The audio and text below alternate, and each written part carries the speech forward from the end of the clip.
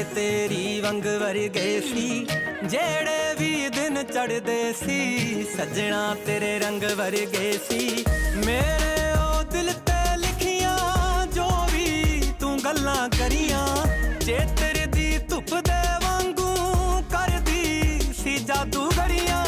ਡੂੰਘੇ ਨੈਣਾਂ ਦਾ ਰੰਗ ਸੀ ਚੜ੍ਹਦੇ ਦੀ ਲਾਲੀ ਵਰਗਾ, ਤੈਨੂੰ ਸਭ ਪਤਾ ਸੋਹਣਿਆ ਤੈਥੋਂ ਦਸ ਕਾਹਦਾ ਪਰਦਾ।